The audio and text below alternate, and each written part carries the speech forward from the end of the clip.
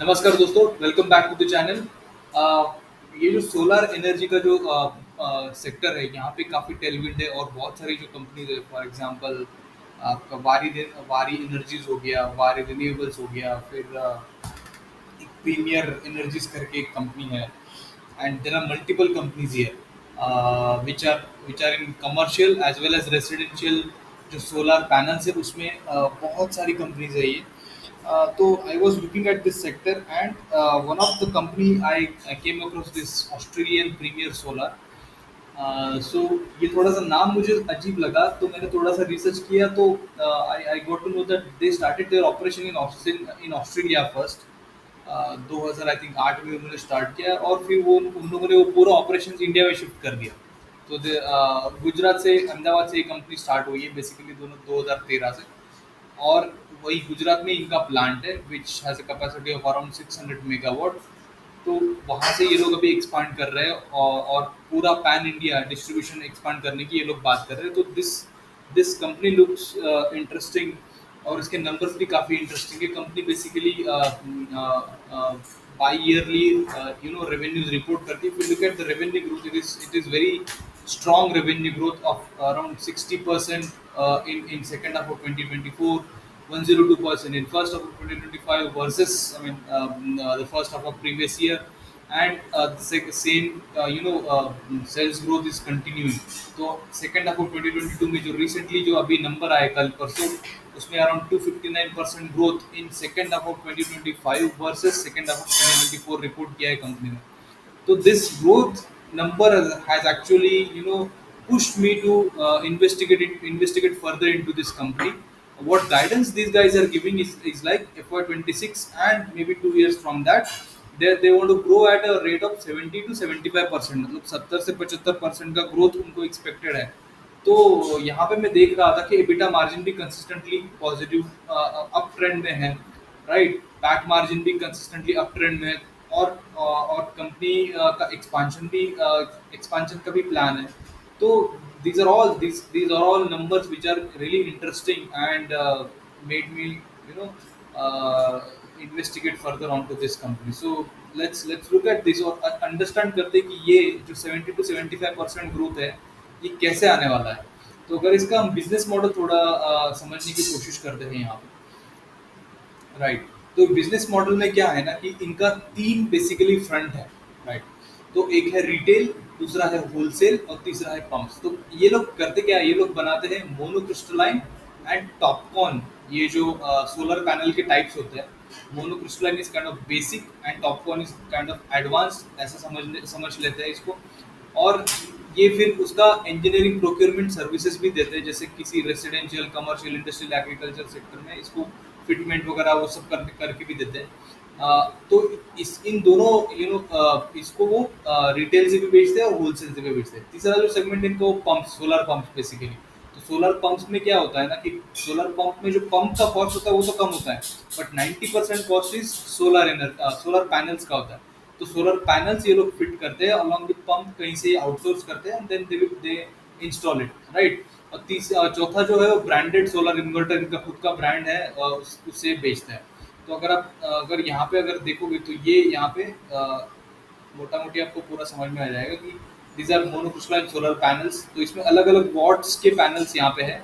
अलग अलग watts meaning इससे अलग अलग it's a kind of efficiency basically, कितना एनर्जी पर डे ये लोग प्रोड्यूस करते हैं उसके हिसाब से ये मतलब कि जिसकी भी जैसे रिक्वायरमेंट होती है वैसे ये लोग प्रोवाइड करते हैं। तो एंड टाइप टॉपकॉन यहाँ पे ये नया प्रोडक्ट है इनका।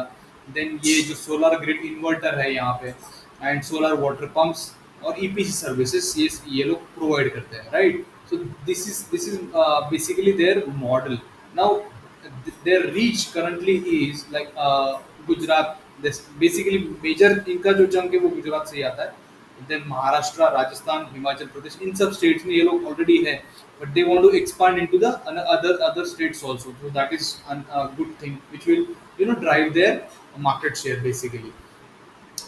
तो इनका जो अभी करंट रिटेल में कितना आता है, 16% revenue comes from retail, 50% is from wholesale and pump से 36% आता है, right. So that is the revenue split basically. Now if you look at the numbers basically यहाँ पे क्या है ना, प्रोडक्ट मिक्स का अगर थोड़ा अंडरस्टैंड करते हैं तो ये जो पैनल्स होते हैं ना उसमें दो टाइप्स होते हैं बेसिकली।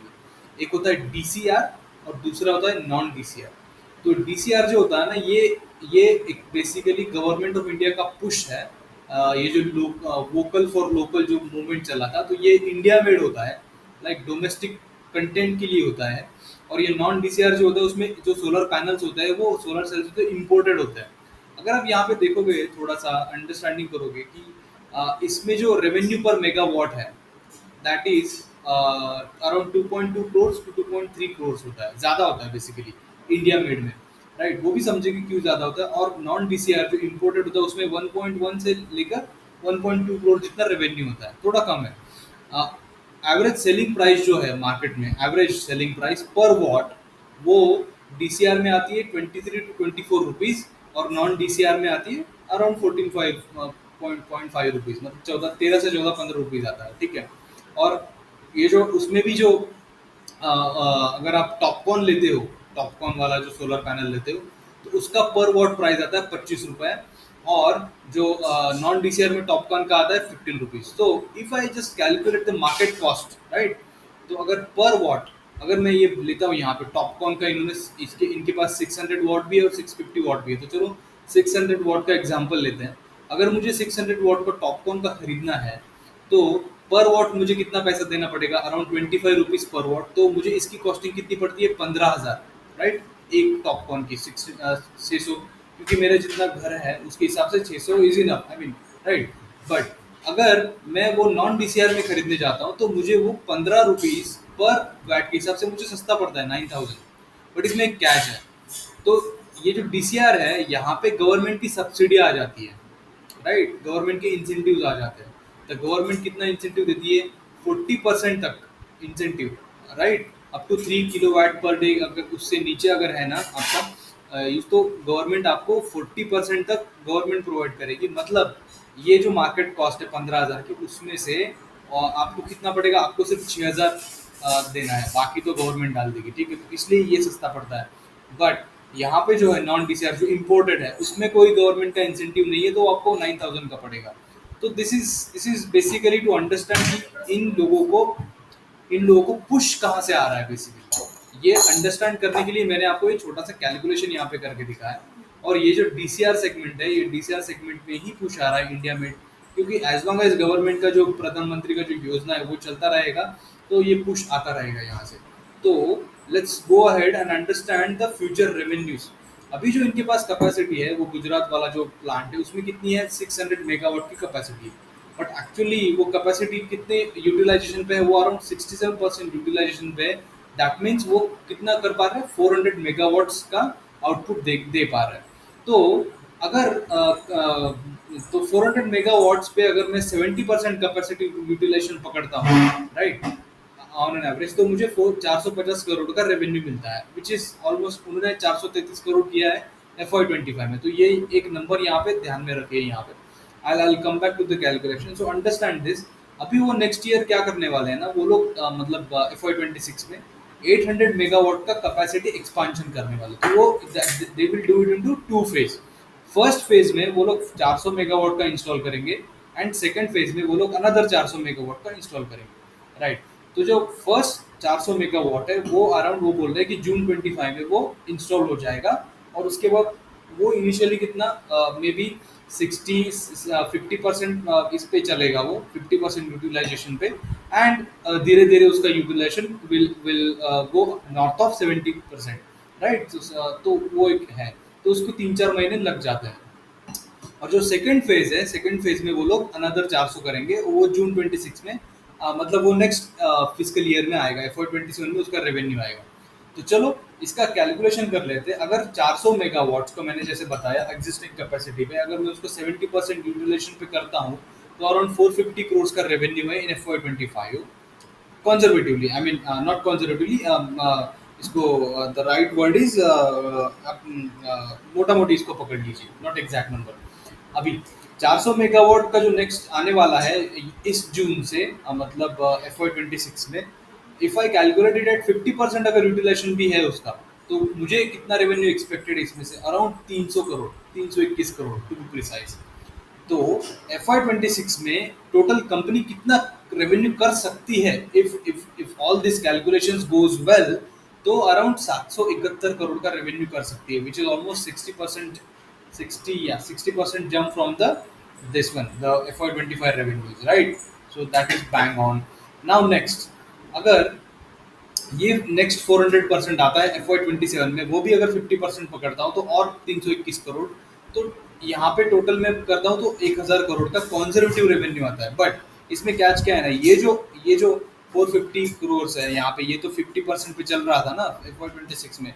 FY27 में थोड़ी 50% पे चलेगा, ये तो अभी इसका भी बढ़ जाएगा ना, 70% पे चलेगा, तो उसका भी यहाँ पे थोड़ा सा रेवेन्यू बढ़ जाएगा, तो वो भी अराउंड 450 करोड़ आएगा। तो यहाँ पे आप पकड़ लीजिए मोर और लेस, ये this could be around 1100 to 1200 के बीच करोड़ के बीच में ये आ सकता है। तो कंपनी जो बोल रही है ना 60% से ग्रो करना है उनको, 70 टू 75%, उसमें दम तो है। ये अगर कैलकुलेशन सही हो जाता है तो फ्यूचर कंपनी का क्या, अभी ये लोग क्या कर रहे हैं ना, रिटेल, होलसेल और पंप जो है इनका, उस पे ये लोग कर रहे हैं, ठीक है। तो नेक्स्ट इनका क्या है ना, इनको इनको करना होगा जो बड़े बड़े प्रोजेक्ट्स होते हैं ना, जो जैसे ये आपका KP green energy, KP energy, वो सब जो करते हैं ना, जैसे इंडिपेंडेंट पावर प्रोड्यूसर, उसमें सोलर पैनल प्रोड्यूस करना, वो इनका नेक्स्ट स्टेप है। एंड उसके बाद जो सोलर पैनल प्रोड्यूस होंगे उसको एक्सपोर्ट करना।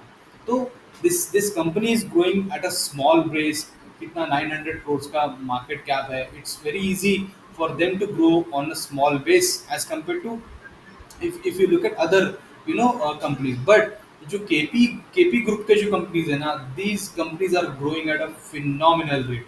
I'm going to make a video on all the three KP groups का companies, because if you look at the growth rate of those companies ना, वो भी around 50 to 60% के रेंज में ही है। So compare to those companies, ये company grow कर रही है 70 to 75%, and they should grow more than 70%, they should grow by more than 70%। क्योंकि अगर केपी ग्रुप जैसा बड़ा कंपनी 60% से ग्रो कर सकता है, तो ये तो छोटा मार्केट कैप वाला कंपनी है ना, तो इसको तो ग्रो करना ही चाहिए, राइट। सो अगर इसका मैं थोड़ा सा if I try to extrapolate the numbers here in terms of the valuation, now this is very subjective, your analysis, my analysis may change, but this is a kind of way of calculating the forward P। if you look at अभी अभी जो current market cap पे 433 करोड़ का इन्होंने sales किया है, उसमें 39 करोड़ का ऑलमोस्ट प्रॉफिट किया है, तो उसमें 24 का पी आता है। But if I just say let's 9% भी अगर मैं पैट मार्जिन पकड़ता हूँ तो और 720 करोड़ कॉन्जर्वेटिव नंबर पकड़ता हूँ FY26 में, तो मेरा फॉरवर्ड भी आता है 40। तो ग्रोथ इंजन कितना है, ऑलमोस्ट 70 to 75% है, राइट। 70 to 75% वाला growth engine with a P of forward P of 14, it's a good bait for me, right? Think like this, think like this on this valuation part, और इसको वैसे analysis करने की कोशिश कीजिए। It's not a bye और cell recommendation. I'm just giving you the numbers of this company, I'm just giving you the hypothesis, what these guys are thinking basically। ये जो नंबर है 70 to 75% का क्यों ग्रोथ ये लोग दे रहे हैं, और and we should track this company, we should be there with these guys to understand the growth potential। और ये जो जर्नी रहेगी, अगर ये लोग कर लेते हैं ना, तो बहुत इंटरेस्टिंग जर्नी रहने वाली है। तो यही है analysis Australian premiere solar, which is basically an Indian company. तो आपको अगर ये वीडियो अच्छा लगा है तो इसको लाइक कीजिए, शेयर कीजिए, सब्सक्राइब कीजिए, और अपने दोस्तों के साथ भी शेयर करिए। और प्लीज सब्सक्राइब करिए, so that I will get a motivation to make more and more videos like this with analysis from the numbers, right? So thank you very much, and I'll see you in the next video. Thank you.